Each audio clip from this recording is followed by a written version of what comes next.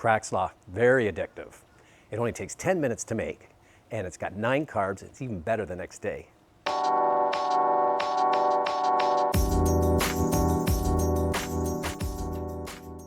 Crack slaw.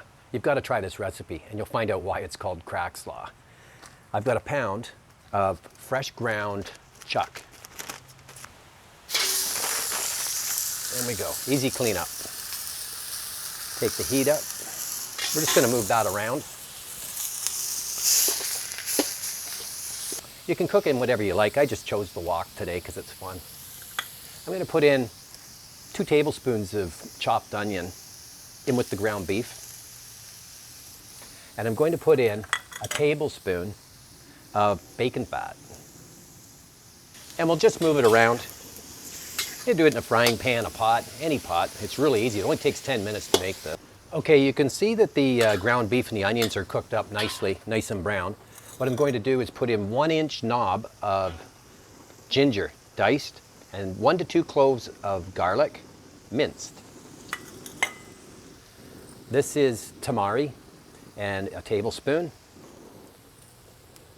This is 1.5 tablespoons of sesame oil, and you want to get the real stuff.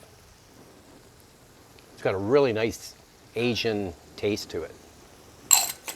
It's a 1/4 cup of mayonnaise. We're just going to stir this around, cook it for about 2 minutes. Okay, you can see that this is nicely cooked. I've got 4 cups of cabbage. It's like a shredded cabbage. You could actually use the packaged cabbage if you want, but I just cut this up fresh. Recipe is for 2 people, 9 carbs per serving. So I'm just going to move this around. Okay, we're going to cook this cabbage mixture until it's all wilted. I'll just put a bowl on the top. That took about 4 to 5 minutes in total. You can see how it's nicely wilted. And now it's time to plate this up. Well, this is starting to look really good. I like to put a little bit of shredded lettuce on the top like this, just for that nice cold crunch. A little bit of sour cream, full fat sour cream. A little bit of extra old cheese. I've got some jalapenos, which I just kind of sprinkle on. I really like spice with this.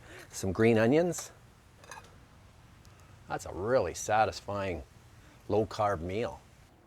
Leftover crack slaw is even better the next day for breakfast.